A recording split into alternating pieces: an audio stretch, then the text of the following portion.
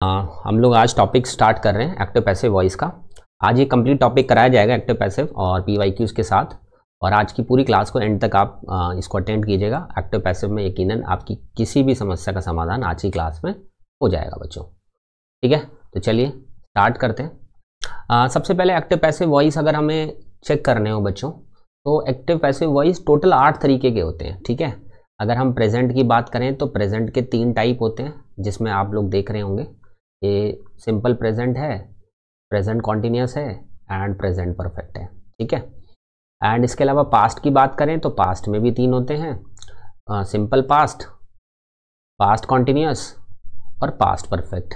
ठीक है, इसी के साथ साथ अगर हम बात करें फ्यूचर की, तो फ्यूचर में सिर्फ 2 होते हैं बच्चों। ठीक है, only simple future and future perfect.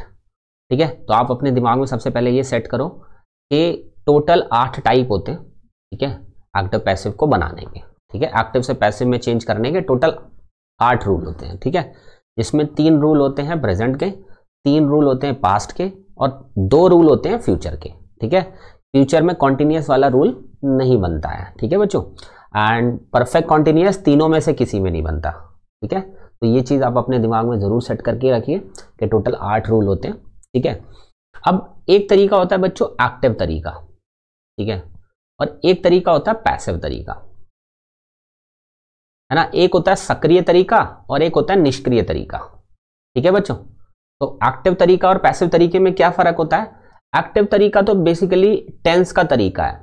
ठीक है, जो नॉर्मल एक सेंटेंस बनाया जाता है टेंस के अकॉर्डिंग, उसी को हम एक्टिव तरीका कह सकते हैं। ठीक है, और पैसिव तरीका क्या है, उसमें थोड़ा सा चेंज किया जाता है। क्या क्या चेंज किया जाता है इसमें? सबसे पहले जो सब्जेक्ट होता है, ठीक है, वो ऑब्जेक्ट की जगह पर चला जाता है, और ऑब्जेक्ट जो होता है वो क्या होता है?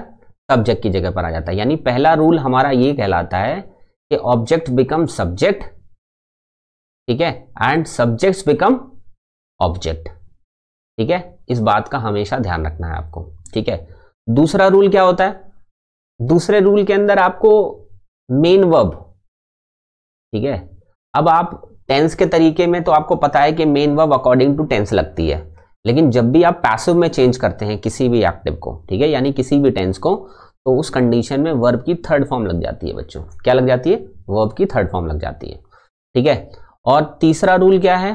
तीसरा रूल है कि इसके अलावा, जैसे मेन वर्ब हमने बता दिया, सब्जेक्ट ऑब्जेक्ट बन जाता है, ऑब्जेक्ट सब्जेक्ट बन जाता है, इसके अलावा एक हेल्पिंग वर्ब और एक्स्ट्रा लगती है इसके अंदर। ठीक है, तो वो हेल्पिंग वर्ब आपको समझनी है, तो समझ लीजिए आपने एक्टिव से पैसिव में सीख लिया है काम करना। ठीक है, अब सभी के रूल समझते हैं बच्चों, और सभी के रूल समझने से पहले आपको आपके दिमाग में टेंसेस का एक ओवरव्यू बनना जरूरी है बच्चों। ठीक है, मैं टेंसेस ऑलरेडी आपको काफी सारे क्लासेस के अंदर करा चुका हूं, बट फिर भी एक बार एक क्विक रिवीजन ले लेते हैं। ठीक है बच्चों,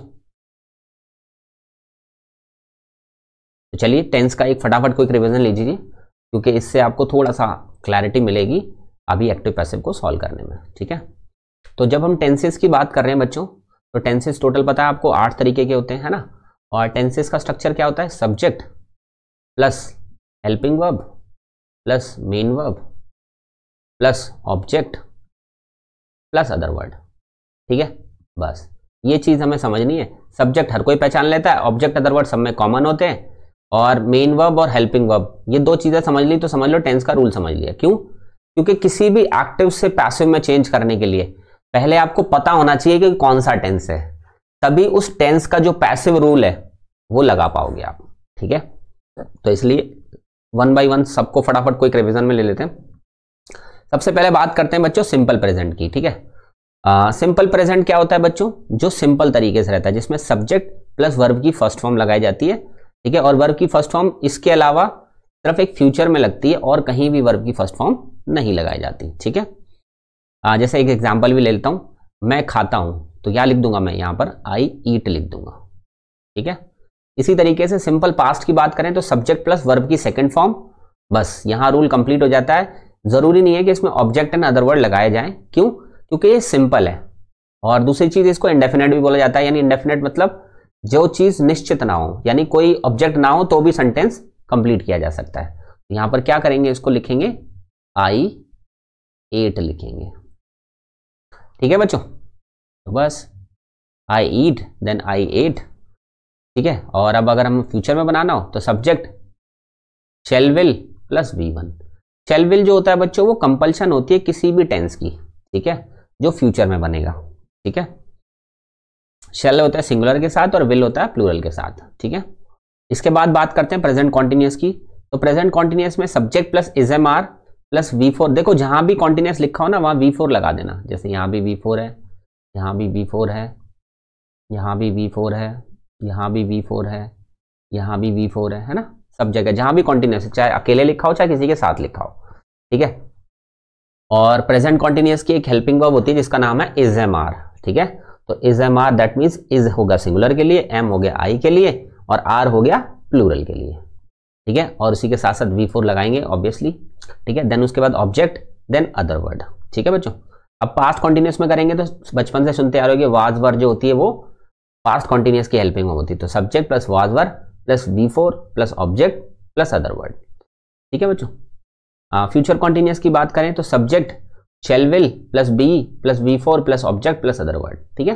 ये पूरी टेबल आप अपने अपने रजिस्टर में बना लेना, जो भी स्पाइरल रजिस्टर आपने लगाया हुआ है, और फिर उसके बाद आप एक्टिव पैसिव सॉल्व करना स्टार्ट करना। क्यों? क्योंकि हर क्वेश्चन जो भी आपके सामने आएगा तो उस क्वेश्चन को आप पहले टेंस के अकॉर्डिंग चेक करेंगे कि कौन सा रूल है, फिर उसके अकॉर्डिंग बनाना स्टार्ट करेंगे बच्चों, ठीक है।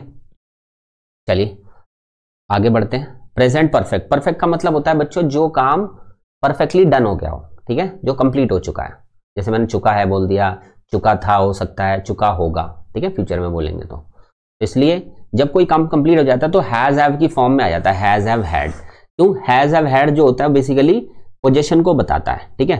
तो इसके साथ क्या लिखेंगे हम? Subject plus has have plus V3 plus object plus other word, ठीक है, सिंपल।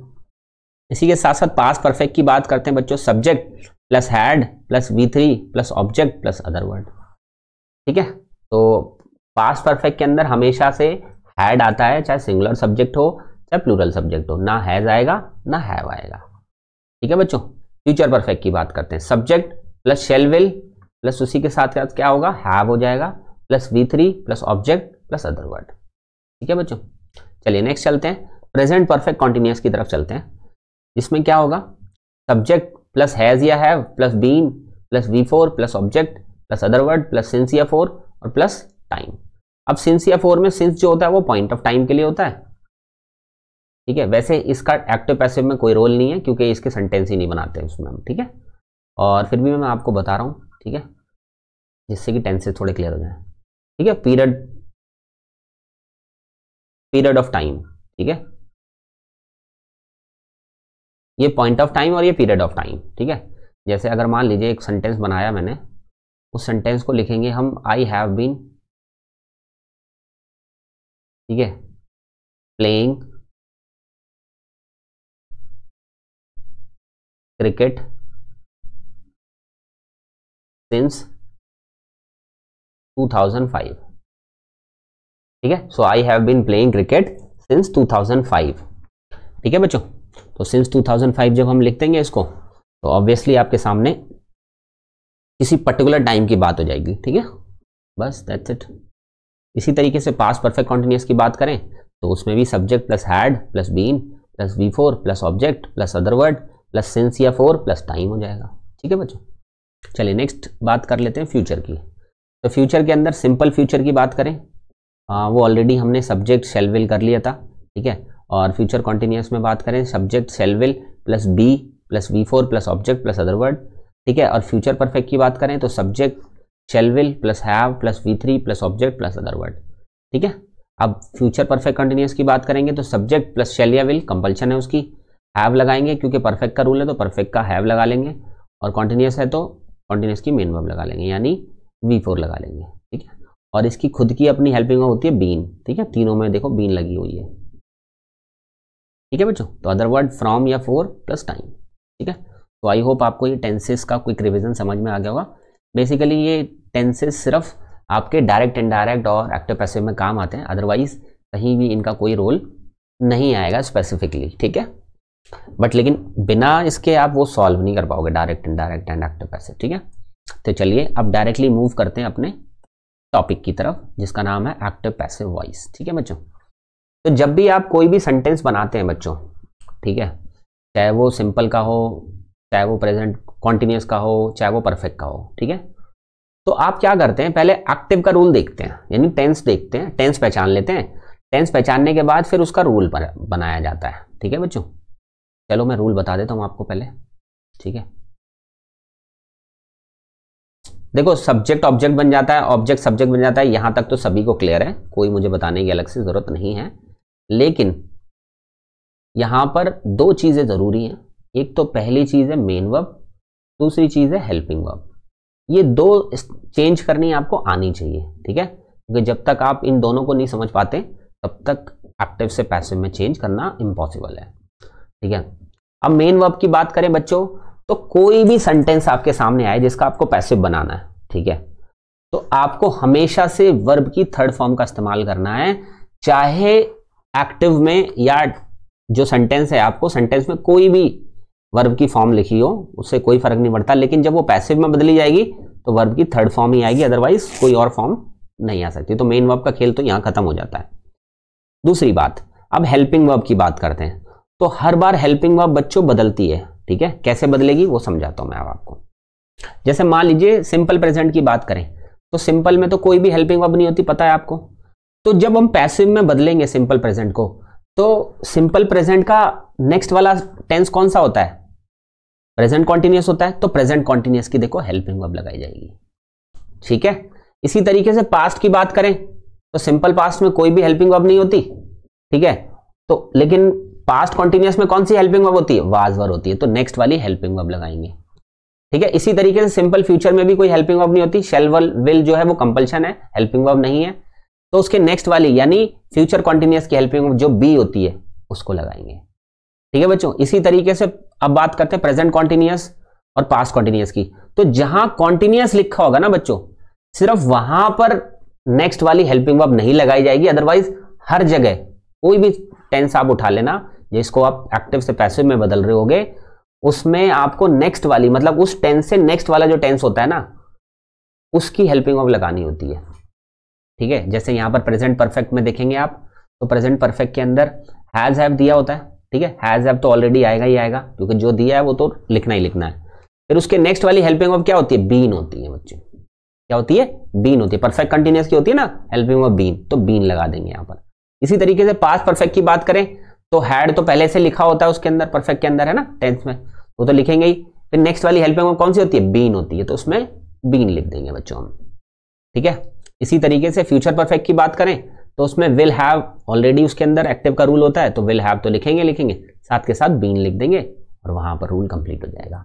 लेकिन जब कॉन्टिन्यूअस होगा बच्चों, तो जो एक्टिव का रूल है वो तो लिखेंगे, जैसे कि इज एम आर है वो तो लिखेंगे एज इट इज, बस उसमें बीइंग ऐड कर देंगे, चाहे वो प्रेजेंट का हो चाहे वो पास्ट का हो, दोनों में क्या ऐड कर दिया जाएगा, बीइंग ऐड कर दिया जाएगा बच्चों। ठीक है बच्चों, तो ये चीज आई थिंक आप लोगों को अच्छे से समझ में आ गई होगी कि रूल क्या कहता है हमें। ठीक है बच्चों, तो हेल्पिंग वर्ब भी समझ में आ गया, मेन वर्ब भी समझ में आ गया आपको। ठीक है, और आपको सब्जेक्ट ऑब्जेक्ट बन जाता है और ऑब्जेक्ट जो होता है वो सब्जेक्ट बन जाता है। ठीक है, लेकिन जब भी आप है ना सब्जेक्ट को ऑब्जेक्ट बना करके लिखते हो ना, तो बाय लगा करके लिखते हो आप। ठीक है, तो चलिए मैं फटाफट एक बार रूल समझा देता हूं आपको सारे। ठीक है, सिंपल प्रेजेंट एक्टिव का रूल होता है वर्ब की फर्स्ट फॉर्म, पैसिव जब हम बनाएंगे बच्चों तो इज एम आर लगाएंगे प्लस वर्ब की थर्ड फॉर्म लगाएंगे एंड बाय लगा के सब्जेक्ट लगा देंगे। ठीक है, इसी के साथ साथ अगर हम सिंपल पास्ट का रूल हमारे सामने आता है, तो एक्टिव का क्या रूल होता है इसका, वर्ब की सेकंड फॉर्म, और पैसिव में जब बदलेंगे वाज या वर्ब में से कोई एक चीज लगाएंगे और वर्ब की थर्ड फॉर्म लगा देंगे, देन उसके बाद बाय लगा के सब्जेक्ट लिख दिया जाएगा। इसी तरीके से अगर फ्यूचर में बात करते हैं तो सिंपल फ्यूचर का क्या रूल होता है एक्टिव का, शैल विल प्लस V1। ठीक है, तो शैल विल तो ऑब्वियसली रहेगा ही रहेगा, नेक्स्ट वाली हेल्पिंग वर्ब क्या होती है, बी होती है, बस बी लिख देंगे और साथ ही साथ वर्ब की थर्ड फॉर्म लिख देंगे एंड बाय लगा के सब्जेक्ट लिख देंगे। ठीक है, नेक्स्ट बात करते हैं प्रेजेंट कॉन्टिन्यूअस की। तो प्रेजेंट कॉन्टिन्यूअस की क्या पहचान होती है बच्चों, एक्टिव में इज एम आर लगाया जाता है, क्या लगाया जाता है, इज एम आर लगा होता है ना, और V4 लिखा होता है साथ के साथ, तो इज एम आर तो ऑब्वियसली आएगा ही आएगा पैसिव में भी, लेकिन कॉन्टिन्यूअस जहां होता है उसमें बीइंग जरूर ऐड करते हैं हम। ठीक है, और साथ ही साथ इसमें जो मेन वर्ब आएगी वो वर्ब की थर्ड फॉर्म आएगी और बाय लगा के हमें सब्जेक्ट लगा देना है, सिंपल। नेक्स्ट चलते हैं बच्चों पास्ट कॉन्टिन्यूअस की तरफ। तो पास्ट कॉन्टिन्यूअस बेसिकली क्या काम करता है, वो ये बता रहा है आपको कि एक्टिव के अंदर वाज या वर होता है और V4 होती है। ठीक है, तो वाज वर तो लिखेंगे ऑब्वियसली। ठीक है, और इसी के साथ साथ कॉन्टिन्यूअस है, इसकी वजह से क्या लिख देंगे हम, बीइंग लिख देंगे बच्चों। क्या लिख देंगे, बीइंग लिख देंगे। एंड देन उसके बाद क्या है, वर्ब की थर्ड फॉर्म। ठीक है, फिर बाय लगा के सब्जेक्ट लिख देंगे। अब फ्यूचर का तो कॉन्टिन्यूअस होता नहीं है, तो उसको स्किप करके हम डायरेक्ट मूव करते हैं प्रेजेंट परफेक्ट की तरफ। तो अब जब प्रेजेंट परफेक्ट की बात कर रहे हैं तो प्रेजेंट परफेक्ट का रूल क्या होता है बच्चों, हैज या हैव प्लस V3 होता है। तो हैज हैव तो लगाएंगे और नेक्स्ट वाली हेल्पिंग वर्ब क्या होती है, बीन होती है, तो बीन लिख देंगे यहां पर। ठीक है, और फिर वर्ब की थर्ड फॉर्म लग जाएगी। ठीक है, इसी तरीके से पास्ट परफेक्ट की बात करें बच्चों तो एक्टिव का रूल क्या होता है, हैड प्लस V3 होता है। ठीक है, तो यहां पर पैसिव में क्या करेंगे आप, had plus been plus V3 ये नोट लिख देंगे आप। ठीक है, सिंपल। तो बीन इसलिए क्योंकि नेक्स्ट वाली हेल्पिंग वर्ब लगाते हैं। ठीक है, हैड इसलिए क्योंकि ऑलरेडी एक्टिव में होता है, और V3 तो हमें लगाना ही लगाना है। ठीक है, इसी तरीके से फ्यूचर परफेक्ट की बात करते हैं बच्चों। तो फ्यूचर परफेक्ट के अंदर क्या होता है, ये रूल आई थिंक आपको नहीं दिखाई दे रहा होगा, तो मैं इसको थोड़ा सा और मूव करा देता हूं। तो देखो एक्टिव का रूल क्या कहता है इसका, विल हैव प्लस V3, तो विल हैव तो आएगा ही आएगा, नेक्स्ट वाली हेल्पिंग वर्ब भी आएगी बीन। ठीक है, देन V3 आएगा, फिर बाय लगा के क्या कर देंगे हम, सब्जेक्ट लिख देंगे, बस सिंपल। ठीक है, सो आई होप आपको ये पूरा रूल समझ में आ गया होगा। ये चार्ट बच्चों आप लोग अपने अपने रजिस्टर पे जरूर बनाना, और ये पूरी PDF आप लोगों को इस क्लास के जब रिकॉर्डिंग दिखेगी ना, तो वहीं पर आपको ये अटैच कर दी जाएगी PDF। ठीक है बच्चों, जिससे कि आप इस सारे रूल को अपने एक रजिस्टर के अंदर लिख लीजिए, ऐसी जगह पर लिख लीजिए जहां से आपको कभी भी रूल देखना हो ना तो फटाफट रूल देख सको आप। ठीक है, क्योंकि बहुत सारे क्वेश्चन प्रैक्टिस करोगे तब तो रूल याद हो जाएंगे अच्छे से, लेकिन उससे पहले अगर कहीं देखना भी पड़ जाए, गलती हो जाए कहीं, वैसे तो बहुत आसान तरीके से मैंने टेंस के भी रूल बताए हैं और एक्टिव पैसिव के भी रूल बताए हैं। ठीक है, तो आई होप आपको ये अच्छे से चीज समझ में आ गई होगी। अब डायरेक्टली क्वेश्चन की तरफ मूव करते हैं बच्चों, क्योंकि हमारा मेन दारोमदार जो है वो क्वेश्चंस पे टिका हुआ है।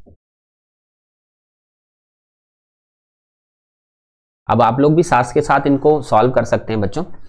जैसे मान लीजिए सबसे पहला क्वेश्चन है क्या, अनीता कॉल्स यू। ठीक है बच्चों, अब हम क्या करेंगे, सबसे पहले मैंने बताया आपको जो ऑब्जेक्ट होता है, ऑब्जेक्ट क्या है यहाँ पर, यू है।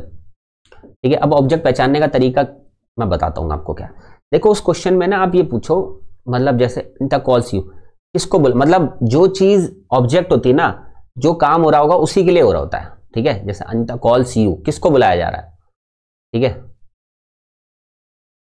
तो यू को बुलाया जा रहा है, तो दैट मीन्स ऑब्जेक्ट क्या हो गया बच्चों, यू हो गया।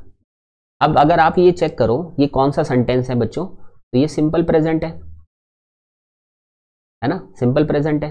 अब सिंपल प्रेजेंट को अगर आप चेंज करोगे, पहले तो ऑब्जेक्ट को सब्जेक्ट बना लिया, फिर उसके बाद सिंपल प्रेजेंट में इज एम आर में से कुछ एक चीज लगानी होती है, तो यू के साथ क्या लगेगा, आर लगेगा, है ना। अब यहां पर कॉल्स लिखा हुआ, कॉल्स मतलब ये वर्ब की फिफ्थ फॉर्म होती है जिसमें SEIS लगाते हैं वर्ब की फर्स्ट फॉर्म के साथ। ठीक है, तो यू आर हो गया। अब हमें थर्ड फॉर्म लगानी है, यहां क्या कर देंगे, कॉल्ड, और बाय लगा के क्या लिख देंगे, सब्जेक्ट लिख देंगे। तो सब्जेक्ट हमारा क्या है, ये लिखा हुआ सब्जेक्ट। तो यहां पर यू आर कॉल्ड बाय, ठीक है, सब्जेक्ट। ठीक है बच्चों, चलिए नेक्स्ट चलते हैं। Gittu is eating a mango. अब यहां पर अगर हमें ऑब्जेक्ट पहचानना है कि गिट्टू क्या खा रही है, वो मैंगो खा रही है ना, तो ऑब्जेक्ट क्या हो गया हमारा, आ मैंगो हो गया। यहां पर क्या लिखेंगे बच्चों, आ मैंगो। ठीक है, अब आपको पता चल गया ये सेंटेंस कौन सा है, ये है प्रेजेंट कॉन्टिन्यूअस, क्योंकि आपने ING देखा, ING का मतलब होता है कॉन्टिन्यूअस। ठीक है, तो क्या है ये, प्रेजेंट कॉन्टिन्यूअस। जब प्रेजेंट कॉन्टिन्यूअस के अंदर हम अगर इसको पैसिव में चेंज करते हैं, तो आप मैंगो के बाद क्या लगाते हैं बच्चों, पहले तो इज एम आर में से एक चीज लगाएंगे, है ना, तो अगर सिंगुलर है तो इज ही लगेगा यहां पर। ठीक है, और साथ के साथ एक और है इसमें हेल्पिंग वर्ब लगेगी, क्या लगेगी, वो बीइंग लगेगी बच्चों, क्या लगेगी, बीइंग लगेगी। ठीक है, हाँ, अब इस बीइंग, अब मैं मेन वर्ब लगानी, ईटिंग फोर्थ फॉर्म है, तो थर्ड फॉर्म क्या होगी, eaten, is being eaten by Gittu. ठीक है बच्चों, तो बस यहाँ पर सिंपल तरीके से आंसर हो गया आपका। नेक्स्ट क्वेश्चन की तरफ मूव करते हैं। Anju has bought a car. ठीक है बच्चों, Anju has bought a car. तो यहां पर आपका ऑब्जेक्ट क्या हो जाएगा बच्चों? आ कार। अंजू क्या मतलब क्या खरीदने की बात कही जा रही है? कार की ना, तो दैट मीन्स ऑब्जेक्ट यही हो गया आ कार। फिर उसके बाद आप सेंटेंस पहचानिए कौन सा है ना? प्रेजेंट का परफेक्ट है ये। ठीक है, तो फिर हैज हैव में से एक चीज लगाएंगे। ठीक है, क्या लगाएंगे? सिंगुलर ही है तो हैज ही लगा देंगे। ठीक है, आ कार हैज। फिर उसके बाद पैसिव की एक अपनी अलग से आप वो लिखते हो, नेक्स्ट वाली हेल्पिंग वर्ब को लगाते हो, तो यहां पर क्या हो जाएगा बच्चों? बीन हो जाएगा। आ कार हैज बीन, और ये ऑलरेडी थर्ड फॉर्म ही है तो बॉट का बॉट ही रहेगा, उसको कोई चेंज नहीं कर सकता। A car has been bought by Anju.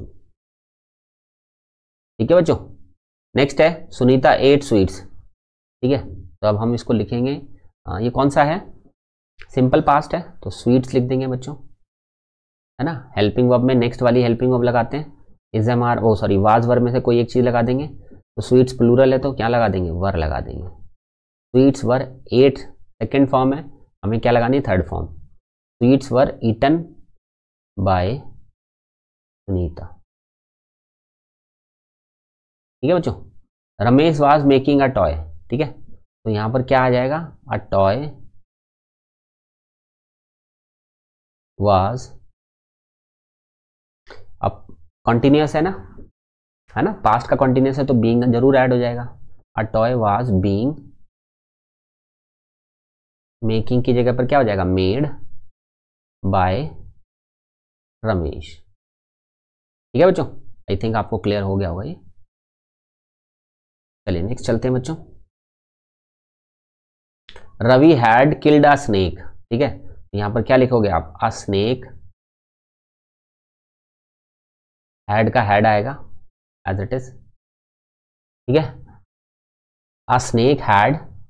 अब इसमें क्या लगाते हैं बच्चों? नेक्स्ट वाली हेल्पिंग वर्ब लगाते हैं, तो यहां पर क्या हो जाएगा? बीन हो जाएगा, है ना? A snake had been killed, third form है तो थर्ड की थर्ड ही रहेगी, किल्ड बाय रवि। सिंपल।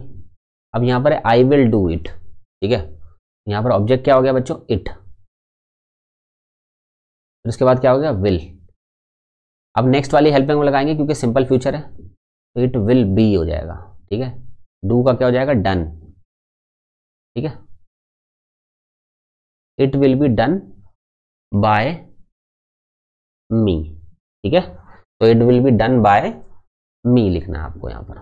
ठीक है बच्चों, क्योंकि आई को हम ऑब्जेक्ट के तौर पे लिखेंगे तो वहां पर मी लिखा जा सकता है बच्चों। ठीक है, चलिए नेक्स्ट देखते हैं। You will have bought a car. ठीक है, तो यहां पर क्या लिखेंगे आप? अ कार। ठीक है, विल हैव तो आएगा ही आएगा, कंपलसरी है। ठीक है, तो विल हैव। अब यहां पर क्या लिखना है आपको? नेक्स्ट वाली हेल्पिंग वर्ब लिखनी है बच्चों। ठीक है, तो नेक्स्ट वाली हेल्पिंग वर्ब क्या होगी? बीन हो जाएगी, तो will have been bought a car. बस, थर्ड फॉर्म तो ऑलरेडी है, बॉट अ कार। ठीक है बच्चों, तो आई होप आपको ये 8 के 8 सेंटेंसेस समझ में आए होंगे, जिससे कि आपको कॉन्सेप्ट क्लियर हुआ होगा। अब हम PYQs को स्टार्ट कर रहे हैं बच्चों, जो कि आप लोगों के एग्जाम्स के आए हुए PYQs हैं। ठीक है, जिसमें एक्टिव पैसिव के क्वेश्चंस को कराने की कोशिश करूंगा मैं। जितने भी वैरायटी के क्वेश्चंस आते हैं उन सभी को ऑलमोस्ट इसमें ज़रूर शामिल किया जाएगा सर। ठीक है, चलिए सबसे पहला क्वेश्चन है बच्चों, एक्टिव पैसिव वॉइस के अंदर वी शैल इनवाइट सुरेश। आप में से हर एक बच्चा जो भी इस क्लास को अटेंड कर रहा है, प्लीज कोशिश कीजिएगा कि हर एक क्वेश्चन को आप सॉल्व करके आंसर बता सकें। ठीक है बच्चों, चलिए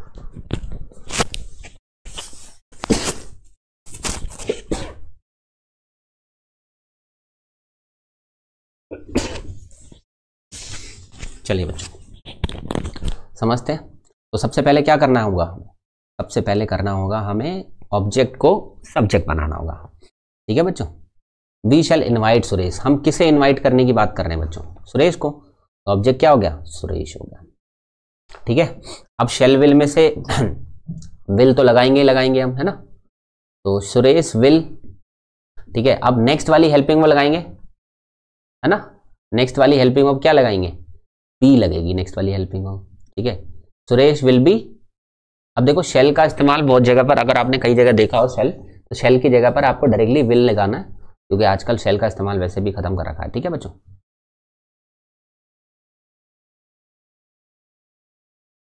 ठीक है, चलिए आई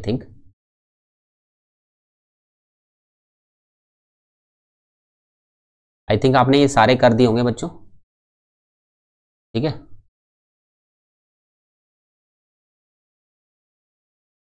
हाँ अच्छा, मैंने एक है ना यहाँ पर आकार कर दिया ना, मैंने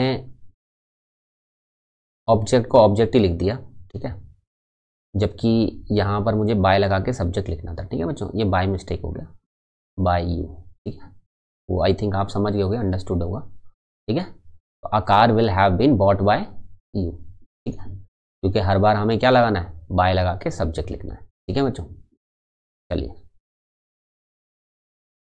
चलिए नेक्स्ट क्वेश्चन की तरफ मूव करा जैसे हमने, तो मैंने सबसे पहले क्या लिखा, सबसे पहले लिखा मैंने ऑब्जेक्ट, ठीक है बच्चों, और शेल की जगह पर मैंने विल लगा दिया।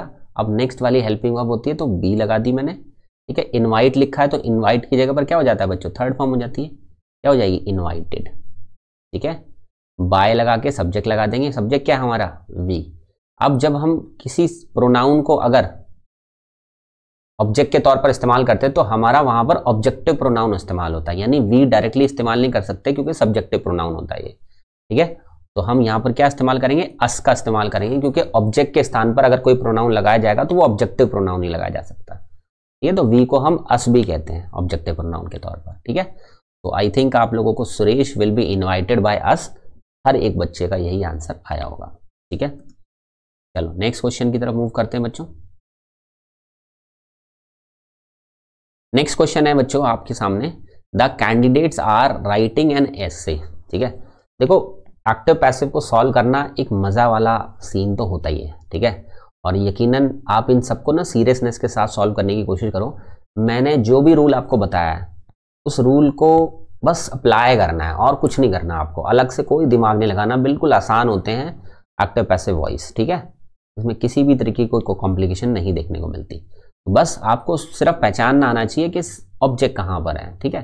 और ऑब्जेक्ट से शुरुआत कर दो, जैसे एन एस से, ठीक है, तो एन एस से लिख दिया मैंने, ये हमारे लिए क्या हो गया, एक ऑब्जेक्ट का काम कर गया। अब आप सेंटेंस पहचानिए, यार राइटिंग का मतलब क्या है, प्रेजेंट कॉन्टिन्यूस है, ठीक है, तो प्रेजेंट कॉन्टिन्यूस में इज एम आर में से कोई चीज लगाएंगे, तो क्योंकि सिंगुलर है तो इज लगा देंगे, ठीक है, एन एस से इज। अब उसके बाद क्या करते हैं, हम बीइंग लगाते हैं जब भी कॉन्टिन्यूस की बात होती है, तो इज बीइंग, राइटिंग की जगह पर क्या हो जाएगा बच्चों, रिटन हो जाएगा, रिटन बाय दी कैंडिडेट्स, ठीक है। अब बाय लगा के सब्जेक्ट तो लिखना ही है ना, द कैंडिडेट्स लिख देंगे बस यहां पर, ठीक है बच्चों। तो आई होप आपको ये पूरा का पूरा टॉपिक अच्छे से समझ में आ गया होगा, ठीक है। चलिए आगे और भी बहुत सारे क्वेश्चंस करेंगे हम, ये सब PYQs के क्वेश्चन है बच्चों, तो आप लोग इनको कर रहे हो तो दैट मीन्स आप एग्जाम के क्वेश्चंस को सॉल्व कर रहे हो, और कोई भी ऐसा क्वेश्चन आपके सामने नहीं आएगा जो आप सॉल्व ना कर पाओ इन सारे रूल्स को समझने के बाद और इन सारी चीज़ों को चेक करने के बाद।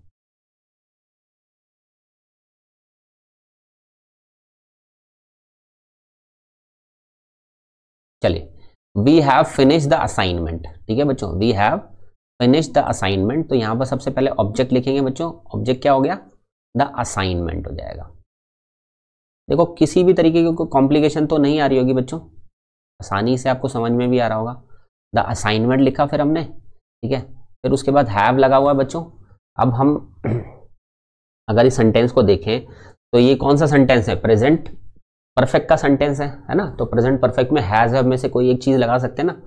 जब सिंगुलर है, द असाइनमेंट एक सिंगुलर होता है, तो हम क्या लगा देंगे इस पर लगा देंगे हम हैज, ठीक है। अब नेक्स्ट वाली हेल्पिंग वर्ब लगा देंगे बीन, ठीक है, has been assignment has been finished, ठीक है, यहाँ पर फिनिश्ड लिख देंगे, ठीक है। फिनिश्ड बाय लगा के सब्जेक्ट लगा देंगे, बाय अस, सिंपल। तो आई होप आपको ये पूरा का पूरा टॉपिक अच्छे से समझ में आ रहा होगा, ठीक है, और ये सारे क्वेश्चंस आपको क्लियर हो रहे होंगे। चलिए बच्चों नेक्स्ट चलते हैं। Priya bought the car last year, ठीक है, Priya bought the car last year, ठीक है। तो यहां पर बच्चों ऑब्जेक्ट पहचानो पहले तो। अब काफी सारे बच्चे क्या करेंगे, लास्ट ईयर लिख देंगे सबसे पहले। बच्चों जो एंड में लिखा है इसका मतलब वो ऑब्जेक्ट नहीं है, ठीक है। ऑब्जेक्ट पहचानने का तरीका मैंने बताया, प्रिया बॉट द कार, प्रिया ने क्या खरीदा, क्या खरीदने की बात करी है, यहाँ पर कार खरीदने की बात हो रही है ना, ठीक है। तो ऑब्जेक्ट क्या हो गया, कार है, ठीक है। तो यहां पर क्या लिखोगे आप, द कार लिखोगे, ठीक है, द कार लिखोगे। अब आपने बॉट देखा और कोई हेल्पिंग वर्ब नहीं है, तो दैट मीन्स ये कौन सा सेंटेंस है बच्चों, ये सिंपल पास्ट का सेंटेंस है।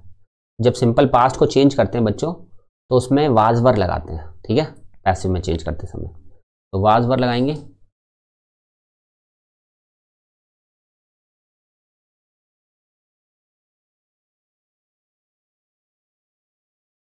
कार, द कार, ठीक है, वाज बॉट, ठीक है, the car was bought by Priya, ठीक है। यहां तक आपका एक्टिव पैसिव सेंटेंस कंप्लीट हो गया। द कार वाज, ठीक है, बॉट, ठीक है, बाय प्रिया, सिंपल, ठीक है बच्चों। चलो नेक्स्ट मूव करते हैं। Jayesh has send the email, ठीक है, Jayesh has send the email, इसको अब हम करेंगे तो सबसे इंपॉर्टेंट क्या होगा बच्चों, द ईमेल होगा, ठीक है। ये ऑब्जेक्ट है, इसको क्या बना देंगे, सब्जेक्ट बना देंगे। यहाँ पर क्या लिख देंगे, द ईमेल, ठीक है, बस। उसके बाद हैज है, दैट मीन्स प्रेजेंट का ही है ये, परफेक्ट, ठीक है। तो द ईमेल के बाद क्या लगाएंगे, हैज ही लगाएंगे क्योंकि सिंगुलर ये भी है, ठीक है। तो हैज के बाद क्या लगा देंगे बच्चों, नेक्स्ट हेल्पिंग वर्ब यानी बीन लगाई जाएगी, ठीक है। सेंट तो ऑलरेडी सेंट थर्ड फॉर्म ही है। सेंट बाय क्या लिख देंगे, जेएच लिख देंगे क्योंकि बाय लगा के हमें सब्जेक्ट लिखना होता है, ठीक है बच्चों। तो आई होप आपको ये क्वेश्चन भी अच्छे से समझ में आ गया होगा। चलिए नेक्स्ट क्वेश्चन की तरफ मूव करते हैं बच्चों। They lock the door every night, ठीक है बच्चों, they lock the door every night. तो यहाँ पर वो क्या लॉक करने की बात कर रहे हैं बच्चों, डोर को लॉक करने की बात कर रहे हैं। हमेशा एवरी नाइट या कोई लास्ट के वाले सेंटेंस जो वर्ड्स होते हैं ना उनको लेने की कोशिश ना करो क्योंकि वो ऑब्जेक्ट नहीं होते कई बार, ठीक है। तो यहाँ पर हमने क्या करा, द डोर, ठीक है, और मैंने आपको ऑब्जेक्ट पहचानने का तरीका भी बताया, ठीक है। तो द डोर, अब ये सिंपल प्रेजेंट है। सिंपल प्रेजेंट में नेक्स्ट वाली हेल्पिंग वर्ब लगती है यानी प्रेजेंट कंटिन्यूअस की, तो यहाँ पर द डोर के साथ क्या आ जाएगा, इज में से इज आ जाएगा, ठीक है। लॉक को थर्ड फॉर्म, ये फर्स्ट फॉर्म है तो थर्ड लगा देंगे तो लॉक्ड हो जाएगा। द डोर इज लॉक्ड, ठीक है, द डोर इज लॉक्ड, ठीक है, एवरी नाइट, ठीक है, the door is locked every night, ठीक है, बाय देम, ठीक है। तो अगर हम दे को इस्तेमाल करते हैं ना ऑब्जेक्ट के तौर पे तो वहां पर देम का इस्तेमाल किया जाएगा बच्चों, ठीक है, क्योंकि ऑब्जेक्टिव प्रोनाउन यहां भी रखा जाता है हमारा, ठीक है बच्चों। तो एवरी नाइट हमने पहले इसलिए लिख दिया क्योंकि बाय देम, एवरी नाइट अगर बाद में लिखते तो वो कंटिन्यूशन नहीं बनती, ठीक है। तो कई बार ऐसा होता है कि आपको बाय लगा के सब्जेक्ट लिखते हो ना उससे पहले ही अदर वर्ड को लिखना पड़ता है, ठीक है। तो the door is locked every night bye them, ठीक है बच्चों। आई होप आपको ये समझ में आ गया होगा। चलिए नेक्स्ट क्वेश्चन की तरफ मूव करते हैं बच्चों। We will send you your laboratory reports as soon as they are ready, ठीक है। तो अब इसको क्या करना है आपको, इसका सबसे पहले तो आपको ढूंढना है कि आपका ऑब्जेक्ट क्या है। ऑब्जेक्ट है योर लेबोरेटरी, योर लेबोरेटरी, ठीक है। सो योर लेबोरेटरी रिस्पॉन्ड्स, ठीक है। तो योर लेबोरेटरीज,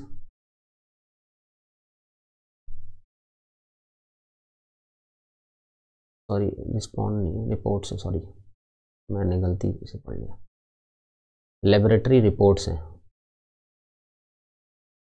ठीक है। तो आपका जो ऑब्जेक्ट है बच्चों क्या है वो योर लेबोरेटरी रिपोर्ट्स, ठीक है बच्चों। अब उसके बाद देखेंगे तो कौन सा सेंटेंस है ये फ्यूचर का सेंटेंस है, ठीक है, और वो भी सिंपल फ्यूचर, ठीक है। तो सिंपल फ्यूचर में शेल विल में से क्या लगा दोगे, विल लगा दोगे आप, ठीक है। अब इसके बाद नेक्स्ट वाली हेल्पिंग में लगाओगे तो बी लगा दोगे, ठीक है। फिर उसके बाद थर्ड फॉर्म लगा दोगे, सेंड की थर्ड फॉर्म क्या हो जाएगी बच्चों, सेंट हो जाएगी, ठीक है।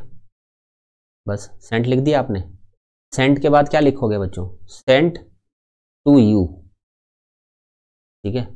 अब यहां पर सेंट बाय यू नहीं लिखा जाएगा, सेंट टू यू लिखा जाएगा, ठीक है, सेंड टू यू, ठीक है। कुछ एक्सेप्शन होते हैं, यहां पर आपको क्या लिखा जाएगा, टू यू लिखा जाएगा, ठीक है, क्योंकि यहां पर we will send you your laboratory report as soon as they are ready, your laboratory reports will be send to you, ठीक है, क्योंकि हम मीनिंगफुल भी देखने की कोशिश करते हैं, क्योंकि मीनिंग तभी बनेगा, ठीक है। अब यहां पर हम लिख दें send bye them, your laboratory reports will be send bye them, ऐसे तो फिर गलत गलत इसका मीनिंग निकलेगा, ठीक है। इसके ट्रांसलेशन करोगे तो वो गलत ट्रांसलेशन बनेगी, ठीक है। इसलिए यहां पर क्या लिखेंगे, टू यू लिखेंगे, ठीक है, your laboratory reports will be send to you, ठीक है। बस अब आगे कॉन्टिन्यूशन में जो चीज लिखी है, as soon as they are ready, ठीक है, as soon as they are ready, ठीक है बच्चों। बस सिंपल, यस ऑफ कोर्स बच्चों, जितने भी स्टूडेंट देख रहे हैं सभी आंसर करने की कोशिश करो, और काफ़ी बच्चे अच्छे आंसर भी कर भी रहे हैं, ठीक है। चलो नेक्स्ट क्वेश्चन की तरफ मूव करते हैं बच्चों। चलिए नेक्स्ट क्वेश्चन है बच्चों, आई टुक द ग्राइंडर येस्टरडे, ठीक है। तो पहले क्या आएगा, आई टुक द ग्राइंडर, तो दैट मीन्स ऑब्जेक्ट क्या है, ग्राइंडर की बात हो रही है, तो यहां पर क्या लिखा जाएगा, द ग्राइंडर, ठीक है, द ग्राइंडर। अब ये सिंपल अगर हम बात करें तो सिंपल पास का सेंटेंस है, क्योंकि टुक है ना, टेक टुक टेकन ऐसे लिखा होता है ना, तो यहां पर नेक्स्ट वाली हेल्पिंग क्या आ जाएगी, वाज आ जाएगी, ठीक है। तो the grinder was taken, by लगा के सब्जेक्ट लगा देंगे, बाय मी, ठीक है। अब बस लास्ट में क्या लिख देंगे, येस्टरडे लिख देंगे, ठीक है बच्चों। चलो आई होप आपको समझ में आ गई होगी चीज़।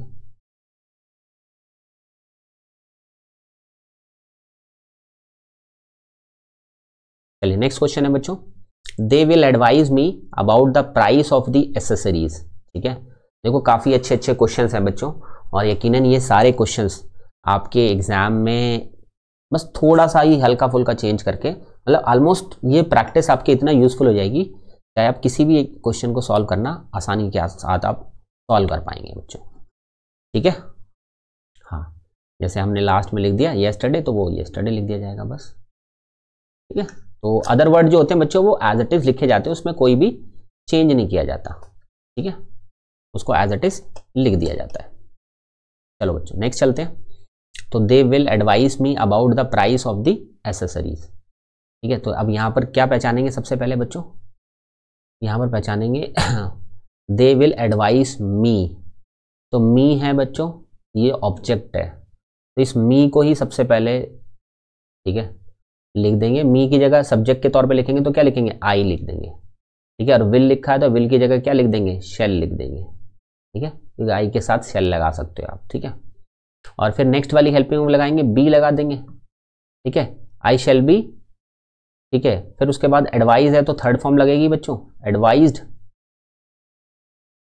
ठीक है, यानी I shall be advised about, ठीक है, यहां तक तो हो गया, about the price, about the price, ठीक है। ये about the price of the accessories ये सब अदर वर्ड है, ठीक है। जैसे मी को हम आगे लेके चले गए, ठीक है, ऐसे करके सारी चीजें कंटिन्यूशन में चलेंगी, ठीक है। I shall be advised about the price of the accessories,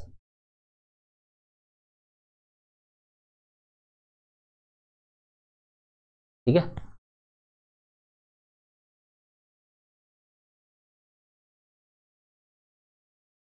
I shall be advised, ठीक है बच्चों।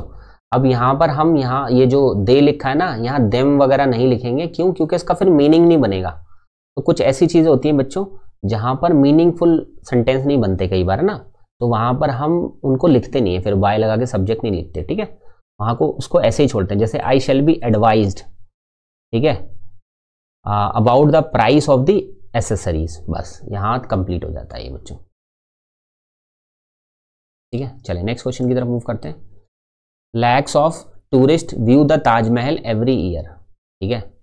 तो अगर आप lakhs of tourist view the Taj Mahal, क्या देखते हैं बच्चों? ताजमहल देखते हैं। तो ताजमहल देखते हैं तो दैट मीन्स ऑब्जेक्ट क्या हो गया? ताजमहल ही तो ऑब्जेक्ट हो गया, ठीक है। तो हम क्या लिख देंगे? पूरा लिखेंगे, द ताजमहल, ठीक है बच्चों। क्या लिखेंगे? द ताजमहल। फिर उसके बाद क्या लिखेंगे बच्चों? क्योंकि सिंपल प्रेजेंट है तो इज लगाएंगे, है ना, इज लगा देंगे। देन उसके बाद व्यू का क्या हो जाएगा बच्चों? थर्ड फॉर्म हो जाएगी, व्यूड लिख देंगे, ठीक है। व्यूड के बाद क्या लिख देंगे? बाय लगा के सब्जेक्ट लिख देंगे, तो बाय लगा के बाय लैक्स ऑफ टूरिस्ट,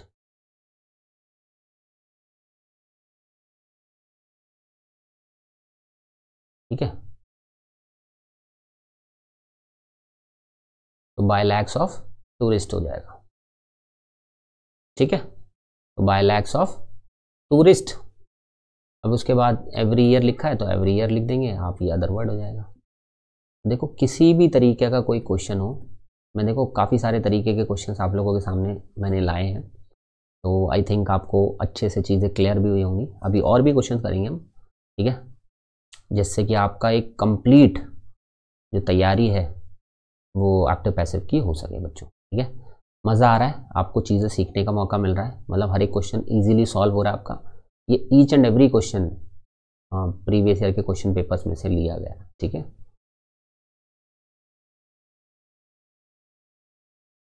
चलिए बच्चों, the sea water eventually corroded the pillars of the bridge, ठीक है बच्चों। यहाँ पर क्या लिखेंगे आप?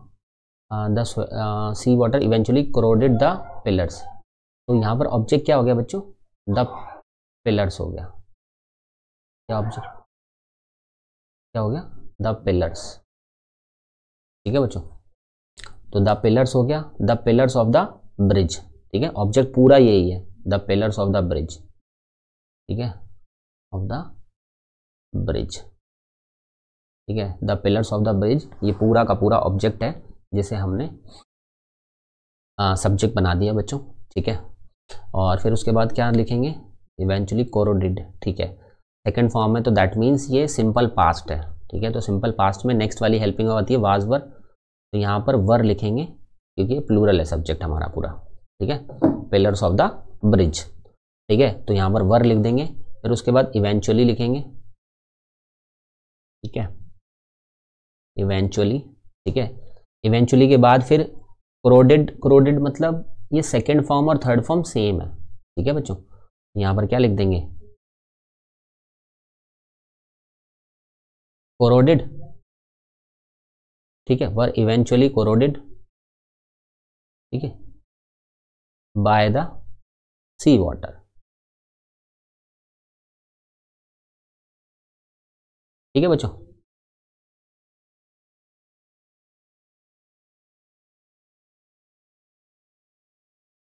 ठीक है बच्चों, corroded by the sea water, done. चलो नेक्स्ट देखते हैं बच्चों।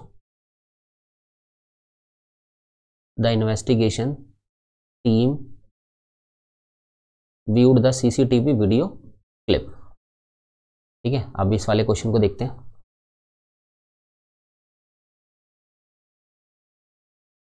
तो सबसे पहले समझेंगे बच्चों द सीसीटीवी, ठीक है, द सीसीटीवी, ठीक है, वीडियो क्लिप, ठीक है। ये पूरा का पूरा सब्जेक्ट होगा बच्चों, द सीसीटीवी वीडियो क्लिप। देखो आपके एग्जाम में ना 4 ऑप्शंस भी दिए जाते हैं, ठीक है, तो आपको वहाँ और भी थोड़ी अंडरस्टैंडिंग बेटर मिल जाएगी। मैंने ऑप्शंस इसलिए नहीं दिए, ठीक है, क्योंकि आप डायरेक्टली सोच सको, है ना, एक क्रिटिकल थिंकिंग कर सको क्वेश्चन को लेकर, लॉजिक समझ सको, ठीक है। नहीं तो फिर थोड़ा सा रटने वाली चीज़ें हो जाती हैं, ठीक है, फिर आप रूल को इतना फोकस नहीं कर पाते, ठीक है। तो द सीसीटीवी वीडियो क्लिप, ठीक है, यहाँ पर हमने the CCTV video clip, that means ये पूरा का पूरा ऑब्जेक्ट जो है वो सब्जेक्ट के तौर पर लिख दिया, ठीक है। फिर उसके बाद क्या लिखेंगे बच्चों, व्यूड, व्यूड मतलब सेकंड फॉर्म लगा दी इन्होंने, तो दैट मीन्स ये सिंपल पास्ट है, तो नेक्स्ट वाली हेल्पिंग वो क्या लगेगी, वाज वर्ब में से लगेगी, तो यहाँ पर the CCTV video clip was लगाया जाएगा, ठीक है। वाज के बाद फिर व्यूड, और सेकंड फॉर्म और थर्ड फॉर्म सेम होती है, तो व्यूड का व्यूड ही रहेगा बच्चों, ठीक है। और फिर क्या लिखेंगे, बाय लगा के सब्जेक्ट लगा देंगे, the by the investigation team, ठीक है, by the investigation, by the investigation team, ठीक है बच्चों, बस डन। आई थिंक आपको समझ में आ गया होगा कि किस तरीके से क्वेश्चंस किए जा रहे हैं। चलिए बच्चों नेक्स्ट देखते हैं, the event manager is making all the reservations, ठीक है, the event manager is making all the reservations, यहाँ पर क्या लिखेंगे बच्चों, ऑल द रिजर्वेशंस,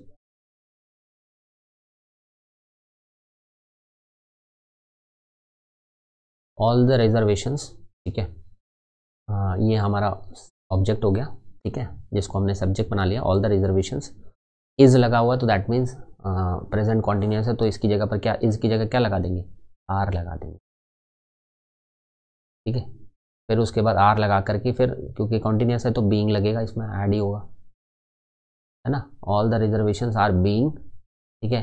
अब मेकिंग की जगह पर क्या आ जाएगा बच्चों, मेड आ जाएगा, है ना, मेड लगा के क्या लगा देंगे आप, सब्जेक्ट लगा देंगे बाय द इवेंट मैनेजर,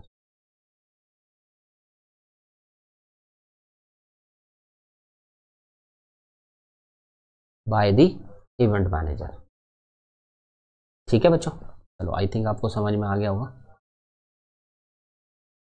चलिए नेक्स्ट देखते हैं, the honours remodel the car, ठीक है, टू हेल्प इट सेल, ठीक है। तो अब यहाँ पर सबसे पहले क्या करेंगे, हम इसका ऑब्जेक्ट निकालेंगे। देखो द ऑनर्स रीमॉडल, क्या रीमॉडल किया उन्होंने, कार को रीमॉडल किया है, तो दैट मीन्स यहाँ पर क्या हो जाएगा, द कार, ठीक है बच्चों। फिर उसके बाद remodel, that means second form लगा रखी इन्होंने, तो इसका मतलब ये है कि सिंपल पास्ट है, ठीक है, सिंपल पास्ट है, तो इसको इसकी नेक्स्ट वाली हेल्पिंग ऑफ क्या होगी, वाज वर्ब में से क्या लगाएंगे बच्चों, वाज लगाएंगे, ठीक है बच्चों। देन उसके बाद रीमॉडल्ड एज इट इज आ जाएगा, तो द कार वाज रीमॉडल्ड, ठीक है, बाय क्या लगा, बाय लगा क्या लगा देंगे, बाय द ओनर्स, ठीक है, the car was remodelled by the owners, ठीक है बच्चों, टू हेल्प इट सेल, ठीक है बच्चों। तो आई थिंक आपको ये क्वेश्चन समझ में आ गया होगा पूरी तरीके से, ठीक है। चलिए नेक्स्ट चलते हैं बच्चों, who at the last pastry, ठीक है बच्चों। अब काफ़ी सारे बच्चों को कई बार ऐसा क्वेश्चन भी देखने को मिल सकता है कि जो WH फैमिली से हो, ठीक है, तो WH फैमिली के क्वेश्चन को कैसे आपको सॉल्व करना है वो भी समझा देता हूँ मैं आपको। कोई फ़र्क नहीं है, चाहे WH फैमिली का हो चाहे कोई भी हो, ठीक है। तो इस पर क्या करना है आपको, सबसे पहले क्या समझना है कि ऑब्जेक्ट समझना है, ठीक है। तो ऑब्जेक्ट क्या है बच्चों, ऑब्जेक्ट है द लास्ट पेस्ट्री, क्या है, द लास्ट पेस्ट्री, ठीक है। तो द लास्ट पेस्ट्री, इसके बाद ये क्या है बच्चों, एट मतलब वर्ब की सेकंड फॉर्म, तो यहाँ पर क्या लगाया जाएगा बच्चों, सेकंड फॉर्म है तो नेक्स्ट वाली हेल्पिंग वर्ब लगेगी, यानी वाज लगेगी, ठीक है, द लास्ट पेस्ट्री वाज, ठीक है। और उसके बाद क्या लगाएंगे, थर्ड फॉर्म लगाएंगे बच्चों, है ना, एट की जगह क्या हो जाएगा, ईटन हो जाएगा, ठीक है। ईटन के बाद क्या हो जाएगा, बाय लगा के सब्जेक्ट लगा देंगे। तो हु को अगर हम ऑब्जेक्ट के तौर पर इस्तेमाल करेंगे तो बच्चों यहाँ पर क्या हो जाएगा, हुम हो जाएगा, तो the last pastry was eaten by whom? That's it. बस किसी भी तरीके की कोई भी समस्या आपको नहीं आएगी। आप यकीनन तौर पे आप किसी भी तरीके के एक्टिव पैसिव क्वेश्चंस को कीजिएगा इस पूरी क्लास को अच्छे से सीरियसनेस के साथ समझने के बाद। ठीक है बच्चों, और फॉर श्योर आपका कोई भी क्वेश्चन गलत नहीं जाएगा। और आई होप आज की क्लास में आपको मज़ा आया होगा, चीज़ें सीखने का मौका मिला होगा, और इससे पहले अगर आपने सीख रखी ये चीज़ें तो आपका पूरी तरीके से रिवाइज हुआ होगा बच्चों। ठीक है, चलिए मिलेंगे किसी और नए सेशन में, और तब तक के लिए आप लोग अच्छे से प्रैक्टिस करते रहिए, चीज़ों को समझिए, और एक बार में वो हर एक टॉपिक को ज़रूर करने की कोशिश कीजिए जिसमें 100% क्वेश्चंस पूछे जाएंगे। ठीक है बच्चों, चलिए आज की क्लास में आई होप आपको सारी चीज़ें समझ में आई होंगी। कोई भी हल्का सा डाउट हो तो रिकॉर्डिंग ज़रूर देखिएगा बच्चों। ठीक है, चलो ओके बच्चों, बाय, मिलेंगे नेक्स्ट क्लास के अंदर।